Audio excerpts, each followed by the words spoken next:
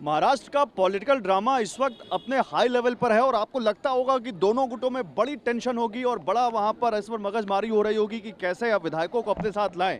लेकिन अगर आपको ऐसा लगता है तो उसमें देखिए कैसे पॉलिटिशियन अपने लिए थोड़ा समय भी निकालते हैं, ये भी आपको बताता हूं। शरद पवार के पोते रोहित पवार इस वक्त खुद मेरे साथ एक चाय की दुकान पर हैं और देखिए मुंबई की इस बरसती शाम में चाय भी आ चुकी है, तो चाय पर चर्चा रोहित पवार के साथ ऐसा आपने कहीं किसी चैनल पर नहीं देखा होगा। रोहित, सबसे पहले तो बहुत स्वागत है आपका टीवी इन भारतवर्ष पर। धन्यवाद। चाय मीठी है मीठी है ना। लग रही है अभी। कारण है कि ये सब कार्यकर्ता साथ में इसलिए ज़्यादा मीठी है। साहब के साथ यही हो रहा है, जितने भी कड़वी करने का प्रयास बहुत अलग लोग करे तभी मीठी लोगों के कारण है। लेकिन मुंबई में आज जमकर बारिश हो रही है।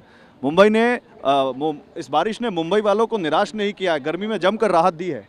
चाय मीठी लग रही है। कल विधायकों की बारिश होगी तो कल ही देखा जाएगा, वो भी देखेंगे, हम भी देखेंगे।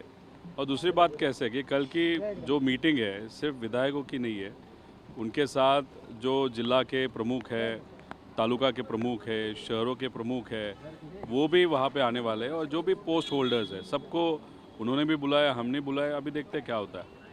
लेकिन रोहित, कहा जा रहा है कि आप उस पीढ़ी के हैं जो शरद पवार की लेगेसी को आगे बढ़ाएंगे, पार्टी को आगे लेकर जाएंगे। आपने सोचा था कभी चाचा अजित पवार इस तरह का धोखा दे सकते हैं? एक मैं बताता हूँ कि अजित दादा की बात करें तो एक बड़े नेते हैं। उन्होंने मुझे पर्सनली भी और पॉलिटिकली भी बहुत मदद की और मैं कभी भूलूंगा नहीं। और जब भी वो मिलेंगे तब मैं उनका आदर ही करूँगा जब मिलूँगा तब। लेकिन पार्टी अलग होती है, फैमिली अलग होती है।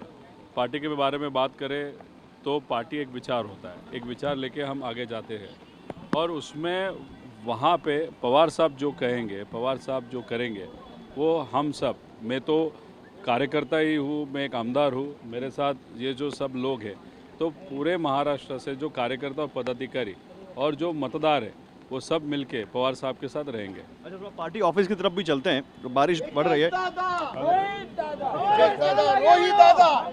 रोहित, मुझे याद आ रहा है ऐसा ही एक विजुअल आया था शरद पवार जी का। मुझे भी एक ऐसा विजुअल याद आ रहा है शरद पवार जी का, जब बरसते हुए बारिश में उन्होंने बीच बारिश में एक बड़ा भाषण दिया था और वो बड़ा वायरल हुआ था।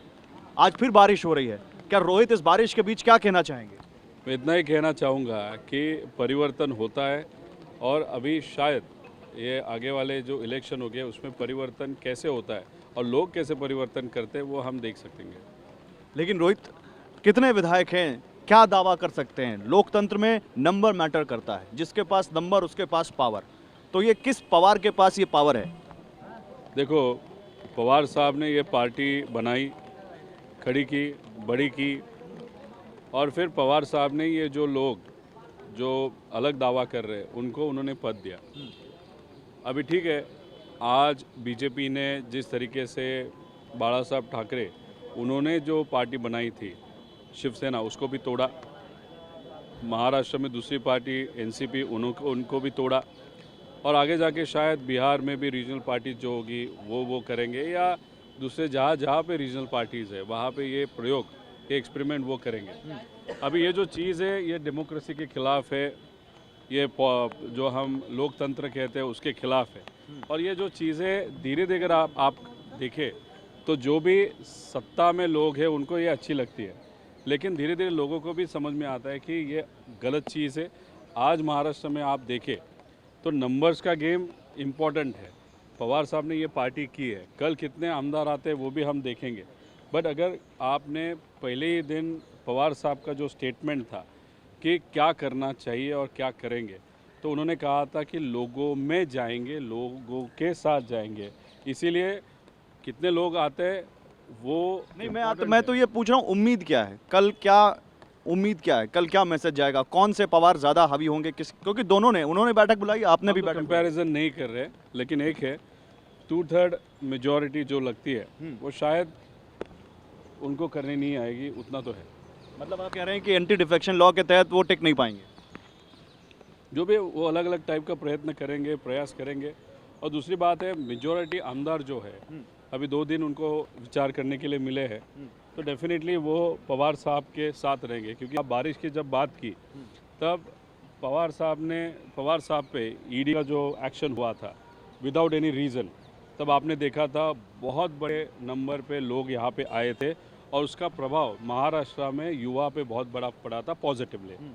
और दूसरी बात, जब हमारा इलेक्शन चल रहा था तब सबका कहना था कि राष्ट्रवादी के 15 लोग आएंगे चुन के, कांग्रेस के शायद 12 आएंगे और मेजॉरिटी शिवसेना और जो